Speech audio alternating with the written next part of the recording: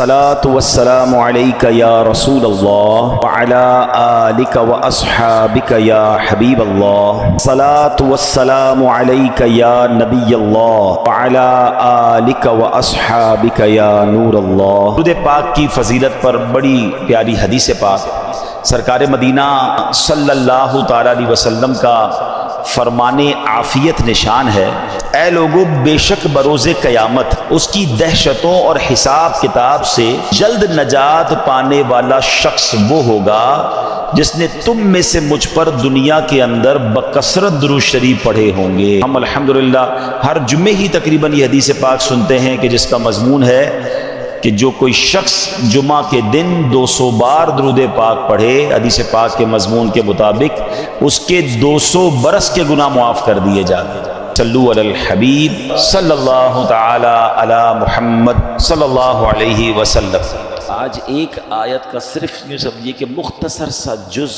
چھوٹا سا حصہ، مگر امیزنگ کمال کا پیغام ہے، کمال کا یوں سمجھیے ہمیں ایک آرڈر دیا گیا ہے۔ اگر اس پر عمل کر لیں تو زندگی خوبصورت، زندگی آسان، گھروں میں امن، دوستوں میں پیار، محلوں میں امن ہو جائے گا۔ ایسا کیا ہے 2-3 الفاظ کے اندر اتنی کمال کی بات فرما دی گئی۔ چنانچہ پارہ نمبر 1 ہے، سورہ بقرہ ہے، آیت نمبر ہے 83۔ اللہ ارشاد فرماتا ہے وَقُولُوا لِلنَّاسِ حُسْنًا، اور لوگوں سے اچھی بات کہو۔ بس قرآن نے کیا کہا؟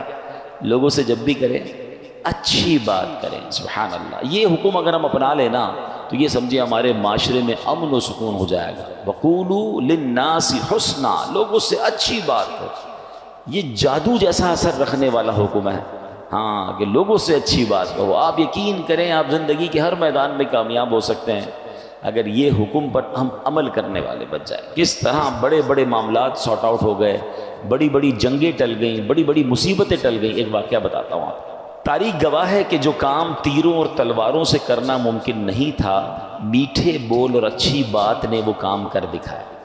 تاتاری قوم ایک ایسی قوم تھی، بڑی ظالم قوم، اس نے دنیا پر بہت ظلم و ستم بہائے، اس نے خون کی ندیاں بہائیں، درجنوں بار ان کے ساتھ جنگیں لڑی گئیں، مگر اس قوم کو ہرا نہیں پاتے تھے لوگ۔ وہ قتل و غارت گری کرتے چلے جاتے اور ملک کے ملک تباہ و برباد کرتے چلے جاتے تھے۔ اب کیا ہوا کہ خراسان کے ایک بزرگ تھے، انہیں خواب میں حکم ملا کہ جاؤ اور جا کر تاتاری قوم کو اسلام کی دعوت دینی ہے۔ وہ قوم جو ایسی جنگجو ہے، لڑنے کے لیے تیار ہے۔ وہ بتایا جاتا تھا کہ ہلاکو خان اور یہ لوگ جو لوگ تھے یہ کھوپڑیوں کے مینار بنایا کرتے تھے۔ تو جب ہلاکو خان کا بیٹا تھا تگودار خان، اس کی حکومت تھی، وہ بزرگ رحمۃ اللہ تعالی علیہ سامان باندھا انہوں نے اور اس کے پاس پہنچ گئے۔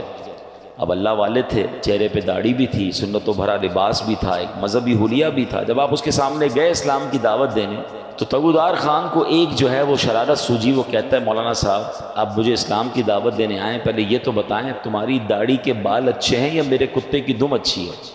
اب کیسا غصہ دلانے والا جملہ تھا، کتنا دل توڑنے والا جملہ تھا، کتنا بدتمیزی والا جملہ تھا، مگر اللہ والے تھے نا، اسلام کی بات کرنے گئے تھے، قرآن کے احکام پتہ تھے کہ بات اچھی کرنی ہے۔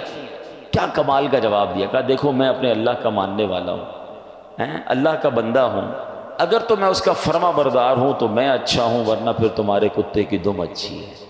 اگر اللہ ہی مجھ سے ناراض ہے، میں اس کی فرما برداری کر نہیں رہا، تو پھر تو مجھ سے کتا ہی اچھا ہے، کیونکہ کم از کم تمہارا وفادار تو ہے نا۔ میں اپنے رب کا ہی اگر وفادار نہیں تو پھر تو مجھ سے اچھا کتا ہو گیا۔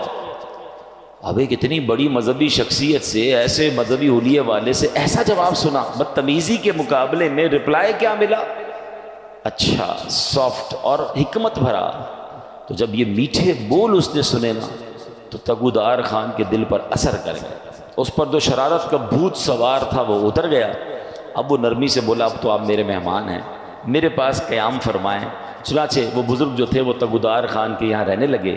روزانہ رات کو وہ ان کے پاس آتا، بزرگوں نے پیاری پیاری باتیں بتاتے، اسلام کی تعلیمات بتاتے، نبی پاک کے واقعات سناتے۔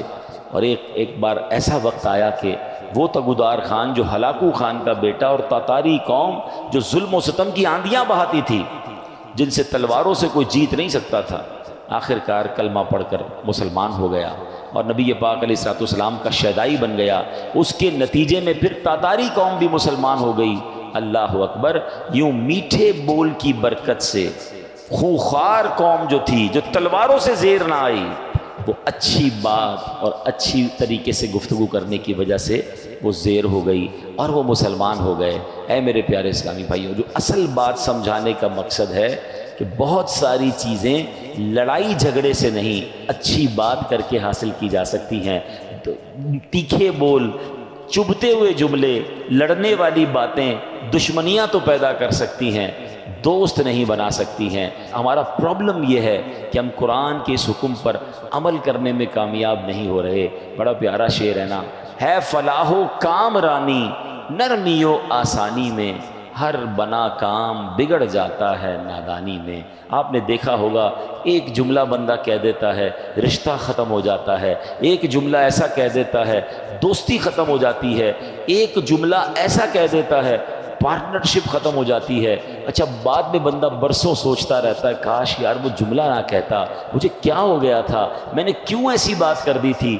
میں نے پہلے بھی بیان میں ایک بات بتائی ہے، ہماری جسم میں جتنے بھی باڈی پارٹس ہیں نا، اس کا کوئی گارڈ نہیں ہے، کوئی روک نہیں ہے، مگر زبان وہ واحد پارٹ آف دا باڈی ہے جس کے 32 گارڈ ہیں، 32 دانتوں کے پیچھے زبان کو رکھا گیا ہے کہ بندہ پہلے سوچ لے پھر بات کرے، مگر جب یہ زبان چلتی ہے تو 32 پہرے داروں کا خیال بھی نہیں رکھتی اور کسی کا دل توڑ دیتی ہے، کسی کا گھر توڑ دیتی ہے۔ قرآن نے کیا حکم دیا؟ ہم آج بات قرآن کی کر رہے ہیں۔ اللہ فرماتا وَقُولُوا لِلنَّاسِ حُسْنًا، اور لوگوں سے اچھی بات کہو۔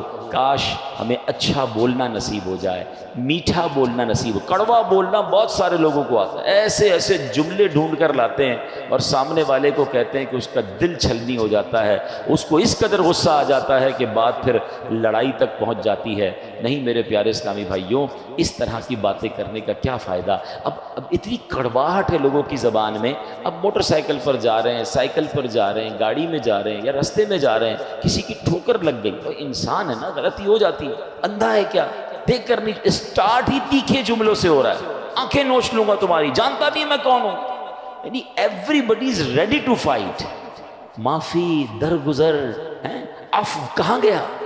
ہم کیوں کسی کو یہ احساس نہیں دلاتے کہ ہو جاتی ہے انسان سے غلطی؟ کیا آپ سے غلطیاں نہیں ہوتی؟ مجھ سے مسٹیک نہیں ہو سکتی؟ کیا ہر مسٹیک، ہر غلطی کی سزائے موت ہی دینی ہے؟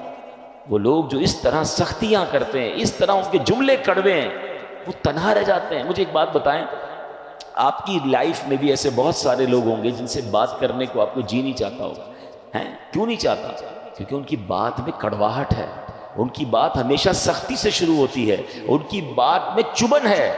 ایسے لوگ تو مسجد میں آنے والوں کو ناراض کر دیتے ہیں۔ اب مسجد میں بچے آتے ہیں، ٹھیک ہے، بچے تو بچے ہی ہوتے ہیں، ان کو کیا پتہ شرارت کرنی ہے نہیں کرنی۔ ان کے والد کا کام ہے، بڑے بھائی کا کام ہے کہ مسجد میں ایسے بچوں کو لائیں جو شرارت نہ کریں، شور نہ کریں۔ لیکن اگر کوئی بچہ کر بھی بیٹھا تو کیا اس کا انداز یہ ہوگا کہ اس بچے کو تھپڑ مار دیا جائے، اس بچے کو اتنا ڈانٹا جائے، اتنا ڈرا دیا جائے کہ آئندہ وہ مسجد میں آنے سے ڈر جائے؟ آپ نے آنے والی نسل کو مسجد میں آنے سے ڈرا دیا کہ نہیں بھائی مسجد میں تو بڑے خطرناک انکل ہوتے ہیں۔ نہیں، پیار سے، محبت سے ہمیں تو اپنی نسلوں کو آگے مسجدوں میں نمازی بنانا ہے۔ آج دیکھیں آہستہ آہستہ نوجوان دور ہوتا جا رہا ہے مسجد سے، اور ہم اگر آنے والے نوجوانوں کو، آنے والے بچوں کو دیکھیں جو کبھی کبھی آتا ہے اس کو مسجد کے آداب نہیں پتہ ہوتے۔ آپ نے واقعہ سنا ہوگا، اسلام کے ابتدائی دور تھا، ایک شخص ابھی نیا نیا مسلمان ہوا تھا، مسجد نبوی میں آیا، اس کو پیشاب کی حاجت ہوئی، اس نے مسجد میں پیشاب کرنا شروع کر دیا۔ صحابہ اکرام کو بڑا غصہ آیا، مسجد میں؟ نبی پاک نے روک دیا۔ اچھا، نبی پاک نے اس بندے کو پیشاب کرنے سے بھی روکنے سے منع کر دیا، پہلے فارغ ہونے دیا، پھر اس کو اپنے پاس بلایا۔ مسجد میں، حدیث کا خلاصہ ہے، مسجد میں یہ نہیں کیا کرتے، مسجد عبادت کی جگہ ہے، ناپاکی نہیں کرتے، مسجد کا خیال کرتے ہیں، اور پانی منگوا کر اس جگہ پر ڈال دیا۔ اب آپ غور کریں، ہمارے یہاں اگر کوئی دیکھیں، ایک تو اللہ نہ کرے جانتے بوجھتے کوئی مسجد کی پامالی کر رہا ہے، جانتے بوجھتے مسجد کی گستاخی کر رہا ہے، وہ الگ چیز ہے۔ نیا مسلمان ہوا ہے، اس کو پتہ ہی کچھ نہیں ہے، اللہ اکبر۔ بلکہ علماء کہتے ہیں جو نبی پاک نے اس کو پیشاب کے دوران نہیں روکا، اس کی بھی حکمت یہ بیان ہوئی کہ اگر کسی بندے کو حاجت ہے، اس کو آپ بیچ میں روکیں گے اس کو تکلیف ہو جائے گی۔ کیا مذہب ہے ہمارا، کتنی ریلیکسیشنز ہے، اور یہاں تو مارنے کے لیے تیار، ایوری بڈی، کسی کا سر پھاڑ دوں، کسی کا پیر توڑ دوں۔ نہیں میرے پیارے اسلام، لوگوں سے نرمی سے بات کریں، اچھی بات کریں، یہ میرے